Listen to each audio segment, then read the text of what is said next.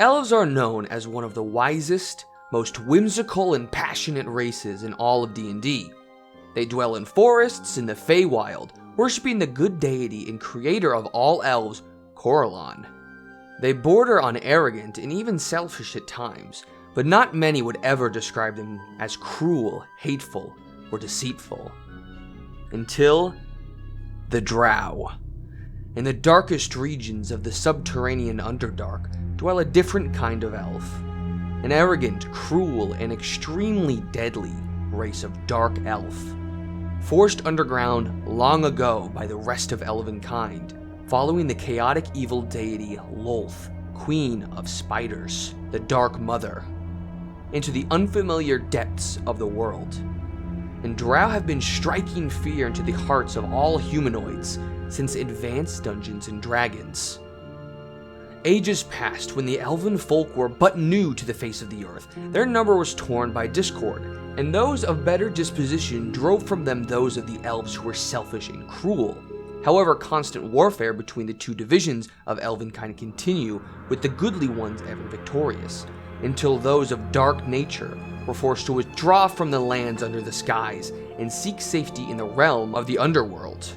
Here, in lightless caverns and endless warrens of twisting passages and caves hung with icicles of stone, the dark elven folk, also known as the Drow, found both refuge and comfort. Over the centuries, they grew strong once again and schooled themselves in arcane arts. And though they were strong enough to face and perhaps even defeat their former brethren in battle, the Drow no longer desired to walk upon the green lands under the sun and stars. They no longer desired a life in the upper world, being content with the gloomy fairyland beneath the earth that they had made their own. Yet they neither forgave nor forgot, and even now, above all else, they bear enmity of all of their distant kin, elves and fairies, who drove them down beneath the earth and now dwell in the meadows and dells of the bright world. Though they are seldom if ever seen by any human or demi-human, the Drow still persist, occasionally entering lower dungeon levels and consorting with other creatures in order to work out their schemes and inflict revenge upon those who inhabit the world above. In first edition, some say that the Drow are only legend, and that they purportedly dwell deep beneath the surface in a strange subterranean realm. The Drow are said to be as dark as fairies are bright, and as evil as the latter are good. Tales picture them as weak fighters but strong magic users. And so in first edition, most of the world has written off Drow as fairy tale, meant to scare the rest of human and elven kind from going too deep underground, lest they run into their former brethren. Even though most of the world writes them off, they certainly exist in first edition. And not only are they growing in power as fighters, but they are also growing in the arcane arts. The Underdark is harsh and unforgiving, and while the elves above enjoy peace, the Drow are honing their skills against the horrors of the Underdark. In second edition, they elaborate on the history of the Drow. Though the truth has been willfully twisted by clever and fanatical Drow to serve many noble houses' interests in the major Drow faiths, it is usual in the Lolth-dominated communities to pretend that traitors to the goddess or vanquished noble houses simply never existed. Although this is a hollow deceit at the time, with many knowing the truth, it effectively rewrites history by 4 generations later. Thus, the history of the Drow can only be recounted in general terms. Before they descended into the Underdark, the Drow were known as the Illithiri, or Elves of the South. Even then, they were known as Dark Elves, for the hue of their skin. They dwelt in the jungles and hot forests of the South. A proud, warlike, culturally advanced folk, the Illithiri attacked all neighbors, including elven tribes. Their cruel raids, ordered by Lolth, forced elves, humans, dwarves, and others to ally against them. Defeated in a series of titanic magical battles, the Dark Elves, outnumbered, fled into the underground warrens they had earlier discovered. This event, known as the Descent, marked the end of the Drow as a surface-dwelling race. Though when they lost their enemies on the surface, they turned to new foes. They immediately launched a series of wars to establish territories in the Underdark, stealing and seizing dwarven magical items and using them against the dwarves. Then the Drow even fought amongst themselves, noble against noble, priest against priestess, for rule of their new realm, which was rapidly expanding. They spread out amongst the Underdark in an event known as the Scattering, where they founded great cities where most Drow live today. Today, the Drow still continue to hate one another, but not more than they hate everyone else. Constant strife keeps other races far safer than they would otherwise be, as the Drow fight amongst themselves rather than launching new wars on others. Contrary to what most surface dwellers would say, there are quite a few Drow that are deemed good. They look to the surface, turning their backs on the darkness their brethren have embraced. Life is not easy for a Drow with a peaceful disposition, or feelings what most surface dwellers deem good. There are some Drow who have established themselves on the surface, and have adapted to more local conditions, though the sunlight can be harmful and even dangerous to a Drow approaching the surface. Though the Drow can adapt to the surface, and they always remain comfortable in darkness. And so the majority of the Drow in 2nd edition continue to fight amongst themselves. Their history mostly forgotten by the majority. They look to the future, to the power they can attain within their own cities, and to the revenge they can inflict on their elven-kind brethren. In 3rd edition, there are even more amendments to their creation history. This comes from a point of the Drow not being very interested in what's gone before, unless you can somehow learn from it. They are extremely intelligent and live in the present, so if they feel they can gain an advantage by studying the past, they would. Even the Drow fight amongst themselves about their mythic origins. They are extremely widespread in 3rd edition, covering almost all of the Underdark, and each area agrees on their own creation myth. There are 3 extremely popular myths that agree on some basic points, and they believe that in an age before recorded history, the Elves and the Drow were one people, who worshipped a pantheon of deities called the Seldarine. Something happened to sunder the Elf nation, an event that tore both the mortals and their pantheon apart, setting the Elves to dwell in the forests and other natural regions above, while the Drow made their homes in the darkened caverns below. The first origin story starts with Lolth, the strongest and wisest of the elf gods, approaching Corlin Letharian, for he was the most charismatic and convincing of the Seldarine. And she advised Corlin that though the elves had been the primary power on the world thus far, other races were growing up, and though they had much shorter lifespans, they were swift to battle and much better at learning and adapting, where the elves were slow and set in their ways. But Corlin was a vain and foolish deity, and he did not want any changes to his creations. So he deceived Lolth and betrayed her in the assembly of elf gods, saying that they have created perfection. Lolth raged in fury at this deception and the short-sightedness of her fellow gods. The Seldarine were in agreement, taken in by Corlin's honeyed words, and they would not heed her warnings. So Lolth visited her children in secret, choosing only the strongest and most skilled among the elves. She gifted them the skill of bow and blade, deception, and above all, the gift of magic, both arcane and divine. Her followers named themselves the Drow, or Hunters of the Crescent. But some followers betrayed Lolth, running to Corlin and the Seldarine, and telling them of Lolth's actions. The gods grew angry at Lolth for her disobedience, and they were frightened that the Drow might come to dominate elf culture, and they marked the Drow as enemy.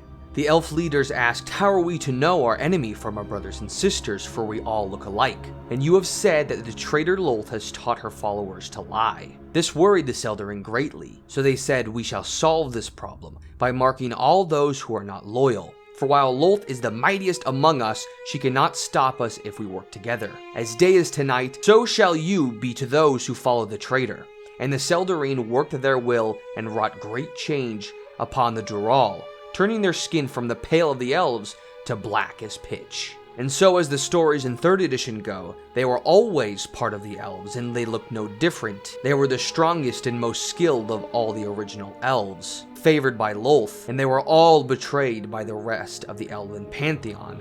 This is the most commonly believed myth, But there is another that newer Drow generations are clinging onto. And according to that version of the myth, the Drow were initially an underground race, and when Lolth chose only the strongest and most skilled as her followers, they banished the weak elves to the surface. They claim that all elves originally shared the dark skin of the Drow, and that it was Lolth who cursed the elves to appear as feeble and weak without as they were within. And so, even in 3rd edition, the history of the Drow is not completely settled upon, though the first creation myth is the most likely. They were cursed by Corellon in the Seldarine, because Lolth favored them and gave them gifts that they did not give to the rest of the elves. Drow in this edition continue to grow in intelligence and arcane ability, something that Lolth stresses. They even have come up with their own hand language, the Drow sign language, that allows them to communicate silently with hand gestures, as long as they can see each other. The Drow continue to take settlements, and they grow in massive cities such as Menzoberranzan, the most famous Drow realm. Though the Drow still have no direction in this edition, fighting amongst themselves more than ever, especially in their famous city Menzoberranzan, where noble houses constantly war, betraying one another, all to gain the favor of Lolth, who takes a very active presence in the cities, even speaking to some of the matrons of the high houses. In 4th edition, the Underdark continues to rise, and we also get more information about Drow society. Drow grow more and more confident as they begin to raid the surface as well as Underdark Society for plunder and slaves. They conquer the weak and form tenuous alliances with creatures powerful enough to stand against them. As in some previous editions, Drow live in a matriarchal theocracy with rules and customs strictly enforced by the priests of Lolth. Male Drow can't serve as clergy and are often treated as second-class citizens, but even they exercise power based on their station and the opportunities handed to them. 4th edition details thousands of years of Drow culture in the Underdark, and details how much Lolth even helped them out in the beginning, her avatar appearing as a significant event.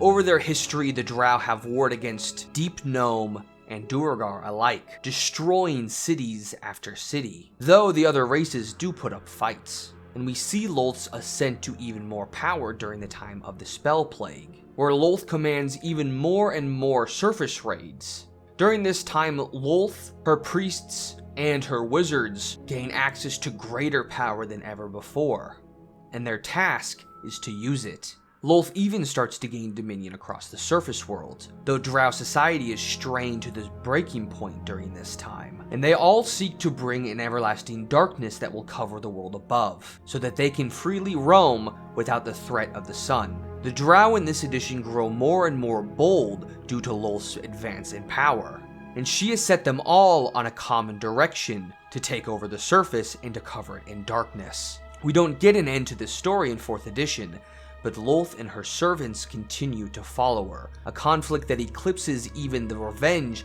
that they sought against the Elves. Their eyes and goals turn towards the entire surface world, and so far, none have been able to stop them. And 5th edition says that the Drow are descended from an earlier subrace of dark-skinned elves. The Drow were banished from the surface world for following Lolth down the path to evil and corruption, and they were never cursed by Corellon. 5th edition outlines more of Drow society, and it says that from the time they're old enough to understand, Drow are taught that they're superior to all other creatures. They remain steadfast in their devotion to Lolth despite the hardships of their existence. Any creature that isn't a Drow is useful only as a sacrifice to Lolth, as a slave, or as fodder for the giant spiders that the Drow train to patrol their cities and tunnels. Among these other lesser forms of life, the elves that live in sunlight are especially despised, since they betrayed Lolth so long ago, and it is said in 5th edition that they first accepted Lolth's offer of mortality in return for destiny, but then they turned against her in a pathetic effort to win back Corellon's favor. Drow view the elves of the surface world as cowardly children who defy their parents when they're not around, but cower in the corner when their parents return, terrified of having their bad behavior found out. Lolth is outlined a bit more as well, saying that she resides in the Abyss, as a demon lord, though she is not a distant god, and she sometimes tests her most faithful by drawing their spirits to her in the demon web to undergo her judgment. And in this edition, they also continue to raid. It said that if the Drow kept to themselves in their subterranean cities and fortresses, few other creatures would care. Even the surface elves might be content to overlook their hatred for their kin and leave the Drow alone. But Drow society is predicated on a foundation of terror and slavery, and the most desirable slaves on the world's surface: humans, dwarves, and best of all, other elves. To the Dark Elves, raiding the surface for captives and treasure isn't just a cultural military tradition, but also an economic necessity. The only reason the Drow still do not rule all races on the surface because of how vulnerable they are during the daylight. Their deadly raids can be executed within the span of a single night. Though some Drow have found a way to survive in the painful world of sunlight, and they live either as recluses or find a community where their heritage and upbringing give them an advantage. Even in such cases, these traitorous Drow spend the rest of their lives looking over their shoulders, hoping to spy the black hood and flashing blade of a bounty-hunting Drow assassin before it's too late. It is good that many of these surface-dwelling Drow were the ones that were hoping to rid themselves of Drow society, the good ones. For if word ever got back to the Drow in the Underdark that they could not only live but thrive on the surface would be in great danger. And the Drow in Lolth always look for a way to bring total darkness to the surface world. Their success hinges on Lolth, who only grows in power in the abyss as a deity and a demon lord. And if they ever found a way to exist on the surface, they would surely kill or enslave all races. But the Drow have never stopped growing in power and ambition, and if they stopped just for one moment from their infighting, the surface world, and primarily elven kind as a whole, would be doomed.